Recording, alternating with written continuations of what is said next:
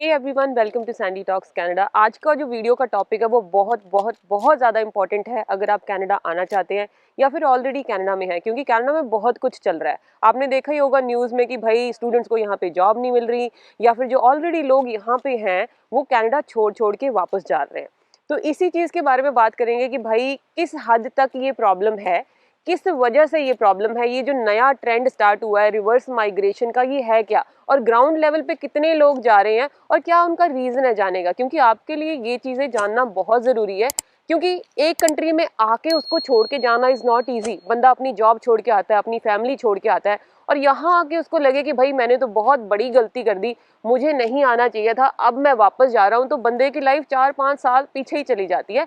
So rather than doing that, ये जानना ज़रूरी है कि रीज़न क्या है, लोग क्यों जा रहे हैं और किस हद तक ये प्रॉब्लम है, कि आप अपना डिसीजन वाइसली ले पाओ। और ये सारी चीज़ें आपको बहुत हेल्प करेंगी। कनाडा में मूव होना है या नहीं होना, डिसीजन आपका है, लेकिन एक अनबायस्ड सा पर्सपेक्टिव होना चाहिए। अनबायस्ड से मेरा ये मतलब है कि भाई जो मैंने वीडियोस देखी हैं, यूट्यूबर्स लगा लो या फिर अपने न्यूज़ चैनल देख लो, कहीं ना कहीं पे ये लगता है कि बायस्ड होके बताया जा रहा है कि भाई आई एम लीविंग कनाडा या फिर डोंट कम टू कनाडा। बहुत से यूट्यूबर्स ऐसे हैं, I don't want to name anyone, just normally कि लिख देते हैं वीडियो के ऊपर कि आई एम लीविंग कनाडा, और जा रहे होते हैं इंडिया में छुट्टियां काटने। 2 महीने बाद वापस आके फिर कनाडा में वीडियो डालना शुरू कर देते हैं।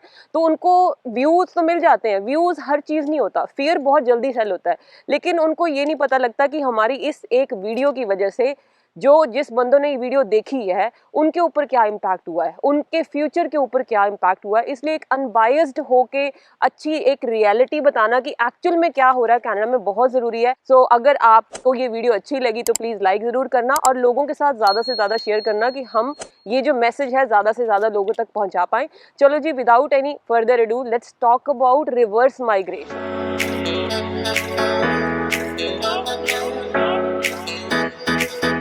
तो सबसे पहले बात करते हैं कि रिवर्स माइग्रेशन होता क्या है। रिवर्स माइग्रेशन से ये मतलब है कि जब कोई कनाडा आया था आउटसाइड कनाडा से माइग्रेंट, वो अब वापस चले गए अपनी होम कंट्री में, उसको बोलते हैं रिवर्स माइग्रेशन। आजकल बहुत सी ऐसी वीडियोस आ रही हैं, आपको ये टर्म के बारे में पता लगी क्या होगा।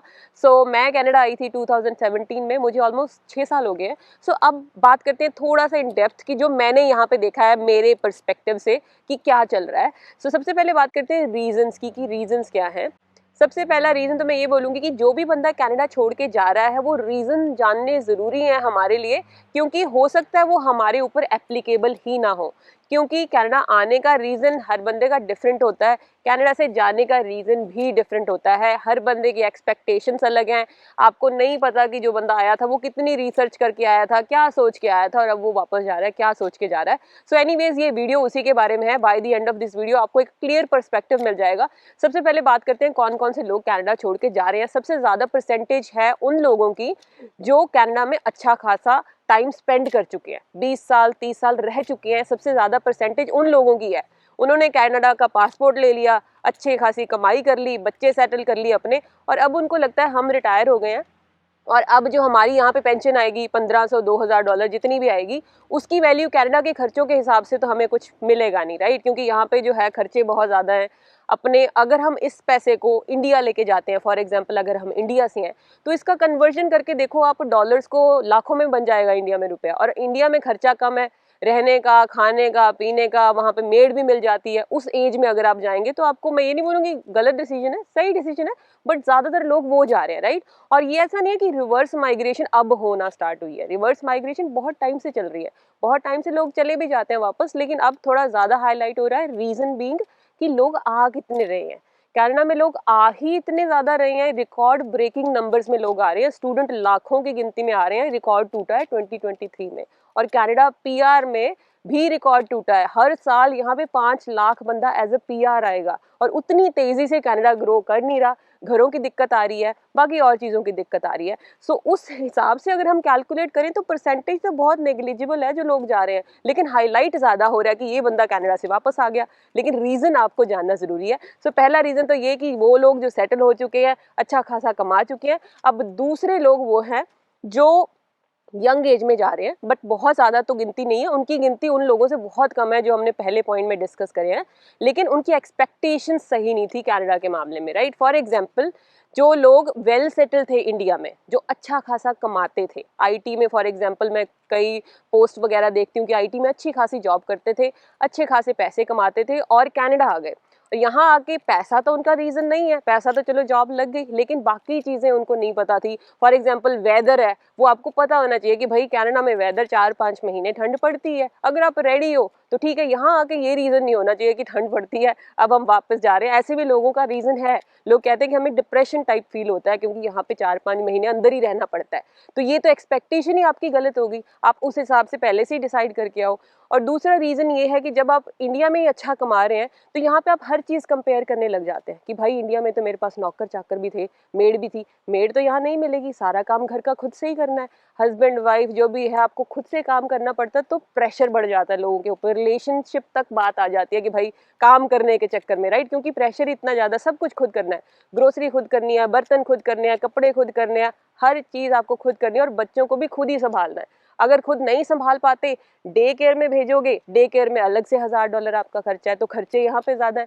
तो उस हिसाब से लोगों को लगता है कि भाई इंडिया में तो पेरेंट्स थे, वो संभाल लेते थे, प्रिपेयर होके आए नहीं है, तो वो लोग सोचते हैं कि नहीं, हम इंडिया में अच्छा खासा कमा रहे थे, एक्सपीरियंस हमें था, हम वापस ही चले जाते हैं, और वो लोग वापस चले जाते हैं। अब मैं एक और एग्जांपल देती हूँ अपने फ्रेंड की, जो मतलब मेरा बहुत क्लोज फ्रेंड है, वो इंडिया में अच्छा खासा कमाता था और उसकी जो सैलरी थी उसकी 25 लाख उसकी, 25 लाख उसकी वाइफ की, 50 लाख वो लोग वहाँ पे कमा रहे थे। उसने यहाँ आने से पहले मॉन्ट्रियल में उसकी जॉब लगी है अच्छी खासी कंपनी में और उसका 100K से ऊपर का पैकेज है। उसने मुझे बोला कि सैंडी यार, मैं इतना अर्न करता हूँ इंडिया में और मुझे यहाँ पे 100K मिल रहा है, मुझे आना चाहिए।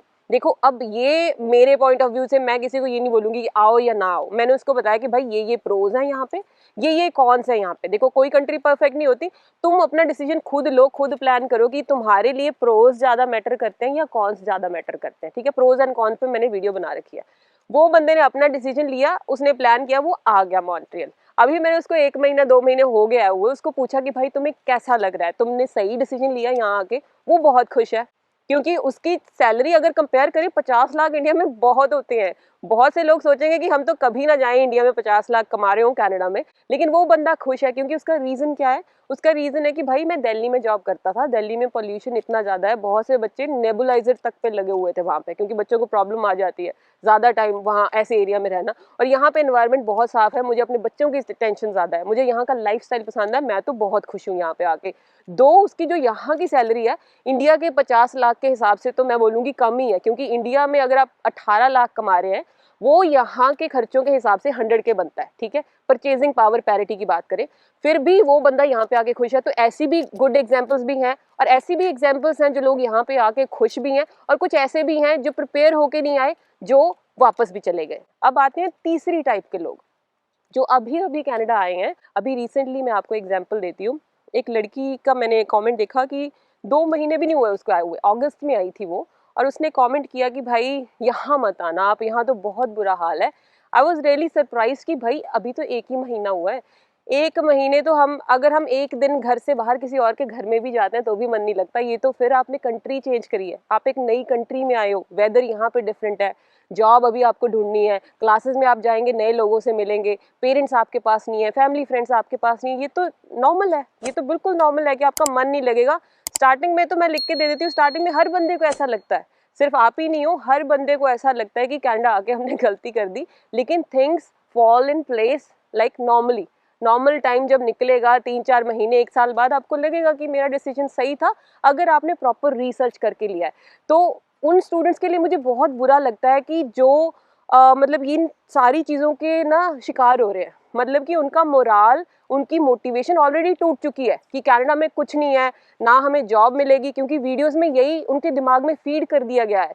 व्यूज़ के चक्कर में या हर चीज़ कह लो, जो फियर है ना बहुत जल्दी सेल होता है, तो दिमाग में यही चला गया कि यार यहाँ तो कुछ नहीं है, होम सिक फील हो रहा है, ये चीज़ें हैं वो चीज़ें, और बस गलती कर दी, आप मत आना। लेकिन भाई सोचो तो सही, आपने कितना लोन लिया है, 25,000 $30,000 डॉलर अपने पेरेंट्स के लगाए हैं, मेहनत तो करो। इंडिया में भी जॉब नहीं मिलेगी मेहनत करे बिना, इंडिया में कौन सा जॉब्स पड़ी हैं, कोई भी कंट्री ले लो, स्किल्स आपको चाहिए और 1 महीने में कौन सी जगह जॉब मिल जाती है, 3-4 महीने लगते हैं, स्किल्स पे काम करो, राइट। तो ये चीज़ें ज़रूरी है, लेकिन ये समझना भी ज़रूरी है कि हमने भी मेहनत कितनी करी है। सो तीसरे टाइप वाले जो लोग हैं ना, उनको तो मैं यही कहना चाहती हूँ कि अगर आप नए-नए आए हो और आप इन चीज़ों को देख के मेंटली आपके ऊपर प्रेशर पड़ रहा है, वो वीडियो देखना छोड़ दो। ये देखो कि उस टाइम को यूटिलाइज करो कि हम क्या कर सकते हैं कि हमारी जॉब लगे। जॉब्स हैं यहाँ पे, स्किल्ड लेवल पे बहुत ज़्यादा जॉब्स है मैं बोलूँगी, और आप कोशिश करेंगे तो आपको मिल जाएगी। नेक्स्ट आपका सबसे बड़ा रीज़न है जो लोग कनाडा में सर्वाइव करना मुश्किल हो रहा है, वो है इन्फ्लेशन। इन्फ्लेशन यहाँ पे नो डाउट बहुत बढ़ गई है। वैसे मेरी बात हो रही थी, मेरी फ्रेंड यूएस में है, वो कह रही है कि यूएस में भी बहुत इंक्रीज़ हो गया है। अगर आप किसी और कंट्री से हैं, इंडिया, पाकिस्तान, बांग्लादेश, आप ज़रूर लिख के बताना कमेंट्स में कि आपकी कंट्री के क्या हालात हैं, वहाँ इन्फ्लेशन कितनी इंक्रीज़ हुई है। यहाँ पे तो काफ़ी इंक्रीज़ हो गई है। आटा जो नॉर्मल $9-10 का होता था, वो $30 तक पहुँच गया है। मतलब ग्रोसरी के प्राइजेज़ आर स्काई रॉकेटिंग, कोई लगाम ही नहीं है उनके ऊपर। और इस वजह से लोगों को लगता है नॉट जस्ट ग्रोसरी, हर चीज़ में इतनी महंगाई हो गई कि भाई ये तो अननेसेसरी है, और जो हमारी इनकम है वो वहाँ ही है। तो इस वजह से भी लोगों को बहुत लगता है। लेकिन इस सिनारियो में ना आपको सेविंग का पता होना चाहिए कि हम सेविंग कहाँ कर सकते हैं। यहाँ की जो बैंक्स हैं उन्होंने पूरी मोनोपोली क्रिएट की हुई है, बस कोई इंटरेस्ट नहीं देना। सेविंग और चेकिंग पे तो बिल्कुल इंटरेस्ट नहीं मिलता, आपका फ्री में पैसा वहाँ पड़ा रहता है। लेकिन जब आपको लोन लेना है तब आपको बहुत महंगा इंटरेस्ट दिया जाता है। जब घर लेना है तो 6-6% तक पहुँचा पड़ा है। लोगों की किस्तें नहीं निकली घरों की, बहुत महंगा हुआ पड़ा है। सो आपको जो डिसीजन है वो वाइसली लेना चाहिए। जैसे मैं कनाडा में हूँ, मैं इस रीज़न से कनाडा छोड़ के नहीं चली जाऊँगी कि महंगाई हो गई है। इंडिया में भी महंगाई है बहुत ज़्यादा, है ना, हर जगह महंगाई तो है ही। लेकिन आप क्या कर सकते हैं कि आप कमाते कितना है, आप किस तरीके से अपनी double stream, triple stream, streams of income generate कर सकते हैं, और सेव कैसे करते हैं। कमाने से ज़्यादा इंपॉर्टेंट है आप सेव कैसे करते हैं।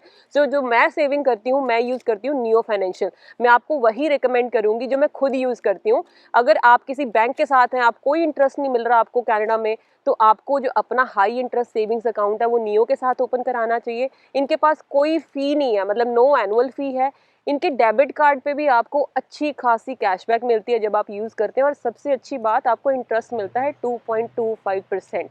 बहुत अच्छा मुझे इनका ये लगता है, मैं बहुत सालों से यूज़ कर रही हूँ, तो आप ये ज़रूर करा लें। और दूसरी है इनका क्रेडिट कार्ड। इनका जो क्रेडिट कार्ड है, आप कभी भी ना क्रेडिट कार्ड पे पैसे ना वेस्ट करें, जहाँ से सेव हो सकता है करें। इसमें आपको कोई फीस नहीं लगती, क्रेडिट कार्ड पे फ्री है। इसके ऊपर आपको क्रेडिट लिमिट बहुत अच्छी मिलती है, अप टू 10,000 की क्रेडिट लिमिट मिलती है। कैशबैक 5% से लेके 15% तक कैशबैक मिलता है। और इनकी एक नई फीचर है जो मुझे बहुत अच्छी लगती है, वो है इनके प्रीमियम पर्क्स। प्रीमियम पर्क्स आपको $4.99 में आप ऐड कर सकते हैं, और इसमें आपको बेनिफिट बहुत अच्छे हैं। आपको कैशबैक बूस्टेड मिलेगा, गैस पे, ग्रोसरी पे ज़्यादा कैशबैक मिलेगा। और यही नहीं, इस पे आपको परचेज प्रोटेक्शन भी मिलती है। फॉर एग्जांपल, अगर आपने कोई चीज़ खरीदी क्रेडिट कार्ड से, मैन्युफैक्चरिंग वारंटी को भी एक्सटेंड करती है। आपकी परचेज जो डैमेज और थेफ्ट है वो कवर हो जाता है। फॉर एग्जांपल, अगर आपने फ़ोन लिया है तो फ़ोन की अलग से इंश्योरेंस लेने की ज़रूरत नहीं है। $16-17 $20 पर मंथ जाते हैं। आईफोन अगर आपने लिया है तो वो लेने की ज़रूरत नहीं है, क्योंकि इसमें ही आपका सब कुछ कवर हो जाएगा। तो ये परचेज प्रोटेक्शन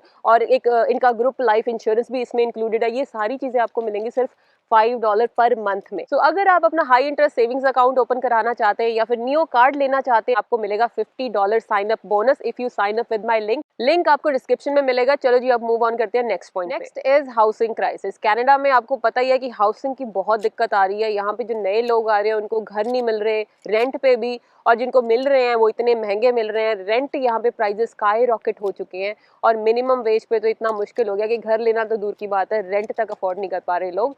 रीज़न यही है कि यहाँ पे नंबर ऑफ हाउसेज कम है, सप्लाई कम है, और डिमांड जो है उस चीज़ की ज़्यादा है। लेकिन गवर्नमेंट को एक्शंस लेने चाहिए कि जल्दी से जल्दी घर जो है वो बनाए जाएं। इस वजह से इनको यहाँ पे कारपेंटर्स की ज़रूरत है, और ये स्किल इसी वजह से ज़्यादा डिमांड में है कि घर ज़्यादा से ज़्यादा बनाए जाएं। और एस्टिमेशन यही है कि बाय 2030 कनाडा को किसी भी हालत में 3.5 मिलियन यूनिट्स जो है वो चाहिए। ये एस्टिमेशन दी गई है बाय CMHC, जो यहाँ की कनाडा की हाउसिंग मार्केट को ट्रैक करती है। उनके अकॉर्डिंगली इतने घर चाहिए, और उस जो हालात चल रहे हैं उस हिसाब से लग नहीं रहा कि इतनी तेजी से काम हो पाएगा या बन पाएंगे। लेकिन we need these number of houses. तो अब इसको अगर हम बात करें कि लोग छोड़ के क्यों जा रहे हैं, हाउसिंग कैसे इम्पैक्ट कर रहा है, ये सबसे बड़ा रीज़न है जो लोगों को बहुत इम्पैक्ट कर रहा है और मोटिवेट कर रहा है कि भाई यहाँ पे फ़ायदा नहीं है इतने महंगे घर लेने का, और लोग अपना बैक होम चले जाते हैं। अब बात करते हैं घरों के प्राइजेस की। यहाँ पे घर इतने महंगे हैं, इंश्योरेंस और भी ज़्यादा महंगी है उसके ऊपर। घर यहाँ पे मिलियन $डॉलर के हो चुके हैं।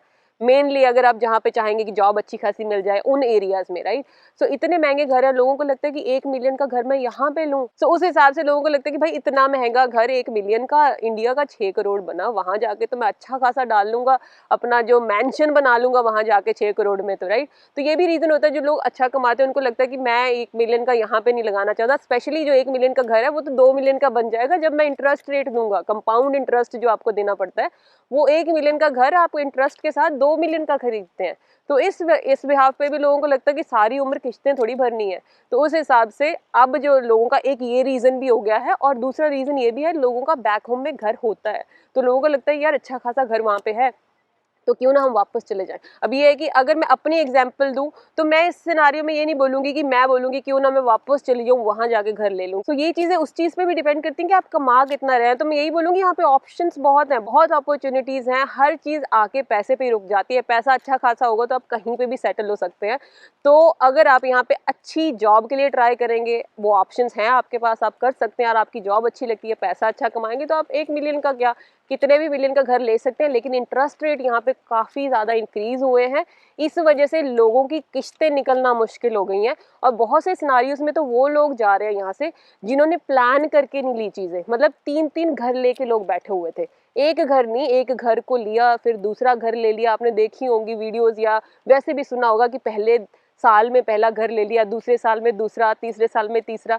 इतनी तेजी तेजी घर लोगों ने ले तो लिए, लेकिन ये नहीं सोचा कि आने वाला फ्यूचर कनाडा का कैसा होने वाला है। इंटरेस्ट रेट इंक्रीज हो गए, सोच के तो ये लिया था कि हम रेंट पे दे देंगे। अब रेंट पे भी लोगों को दिक्कत आ रही है, अगर रेंट पे नहीं चढ़ा तो आप क्या करोगे उस टाइम पे जब आपके पास इतनी ज़्यादा डेट है। तो उन लोगों को भी अब ये लग रहा है, जो उन्होंने उस टाइम पे डिसीजन प्लान करके नहीं लिए, ऐसे डिसीजन ले लिए कि नहीं भाई हम नहीं कर सकते, हम तो वापस अपना इंडिया ही चले जाएंगे। नेक्स्ट जो रीज़न है लोगों का यहाँ से जाने का, वो है हेल्थ केयर। पहले भी हेल्थ केयर कनाडा में थोड़ा स्लो था, लेकिन अब बहुत ज़्यादा स्लो हो गया है, बिकॉज इन्फ्लक्स बहुत ज़्यादा है, लोग इतने आ गए हैं, प्रेशर इतना बढ़ गया है, डॉक्टर्स इतने हैं नहीं, और वेट टाइम और भी ज़्यादा बड़ा हो गया है। और इस वजह से मुझे खुद जो है फैमिली डॉक्टर अभी तक नहीं मिला ऑटवा में, और मुझे कनाडा आए हुए 6 साल हो गए, राइट। सो ऐसे बहुत से रीजंस हैं जो लोगों को ये मोटिवेट करते हैं कि भाई अगर आपका कोई मेडिकल रीज़न है, राइट, आप मेडिकल फैसिलिटी टाइम पे नहीं ले पा रहे, दो it is free, but back home में हमें तभी मिल जाती है, राइट। तो लोग इस रीज़न की वजह से भी मूव जो है वो कर जाते हैं अपने बैक होम कंट्री में हेल्थ केयर। नेक्स्ट रीज़न है वर्क लाइफ बैलेंस का। यहाँ पे लाइफ इतनी ज़्यादा तेज़ है कि लोग दिन रात काम में लगे हुए हैं, काम करते हैं, क्योंकि लोगों की किस्तें हैं, जो भी है लाइफ यहाँ पे ऐसी ही है। तो इस वजह से भी लोगों को लगता है कि भाई यार यहाँ तो वर्क लाइफ बैलेंस ही नहीं है, हमने ना कोई फेस्टिवल एंजॉय किया, क्योंकि यहाँ पे पता ही नहीं लगता कब दिवाली आई कब निकल गई। बट ये चीज़ें पहले ही प्रिपेयर होके आनी चाहिए, क्योंकि हम लोग तो कनाडा में हैं, यहाँ पे कोई पब्लिक हॉलीडे तो होगा नहीं दिवाली पे, राइट। तो हमें खुद ही छुट्टी लेके अपनी फैमिली के साथ खुद ही इंजॉय कर लेना चाहिए। तो इतना सा तो चेंज हमें करना पड़ेगा यहाँ पे आके, अगर हमें मेंटली खुश रहना है यहाँ पे। तो अपनी यहाँ पे कम्युनिटीज़ वगैरह हैं जो आप बना सकते हैं, गुरुद्वारे जा सकते हैं दिवाली पे, ये सारी चीज़ें आप इंजॉय कर सकते हैं। मैं तो अपनी सोशल लाइफ ऐसे ही इंजॉय करती हूँ, तो मैं आपको भी यही रिकमेंड करूँगी कि अगर आप इस रीजन की वजह से होम सिक फील करते हैं, तो ये आप खुद की लाइफ में लाइफस्टाइल में चेंजेस लाके इसको ठीक कर सकते हैं। बाकी कुछ लोगों के लिए रीज़न बहुत ज़्यादा हो जाता है, जब वो मिक्सअप नहीं होते, इंट्रोवर्ट होते हैं, तो वो इस वजह से भी होम सिक फील करते हैं और बैक होम जाना चाहते हैं। नेक्स्ट रीजन है not getting into desired profession. बहुत से लोग ये सोच के आते हैं कि जो मेरी पोजीशन है मेरी होम कंट्री में, वही पोजीशन मुझे जाते ही मिल जाएगी कनाडा में। ऐसा नहीं है, यहाँ पे टाइम लगता है। यहाँ तो कनेडियन एजुकेशन और कनेडियन एक्सपीरियंस होने के बाद भी जॉब लेने में टाइम लगता है, और वो हर जगह लगता है। और यहाँ पे आपको प्रिपेयर होके आना चाहिए। मैं यहाँ पे आई थी, मैंने भी किसी और जॉब से स्टार्ट किया था। मैंने ज़ारा में जॉब की है, मैंने शेल गैस स्टेशन पे जॉब किया है, मैंने सेल्स की जॉब की है। अगर आप यहाँ पे आ रहे हैं तो आप ये सोच के आओ कि भाई मुझे स्टार्टिंग के टाइम में सर्वाइवल जॉब करनी पड़ सकती है।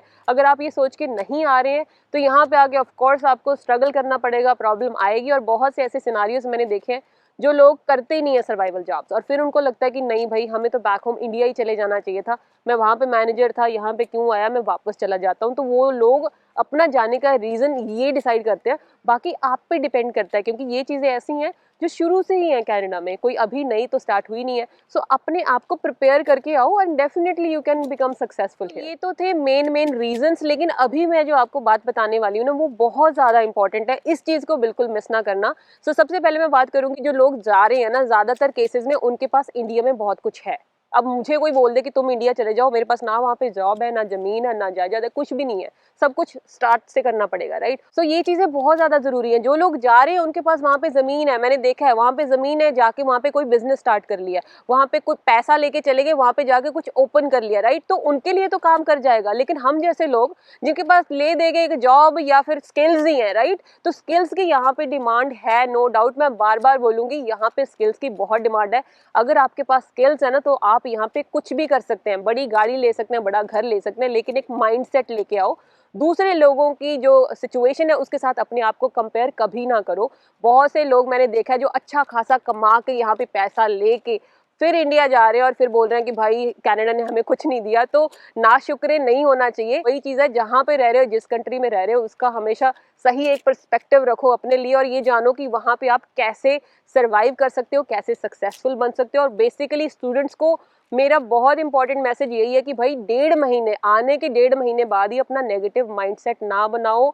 जो सोचोगे वही होगा। ये सोचोगे कि कनाडा में जॉब नहीं है, हम कुछ नहीं कर सकते, तो कुछ नहीं होगा। आप इसको सोचने की बजाय ये सोचो कि मेरे पेरेंट्स ने मुझे यहाँ कैसे भेजा है, कितनी उम्मीदों के साथ भेजा है, कितने पैसे लगा के भेजा है।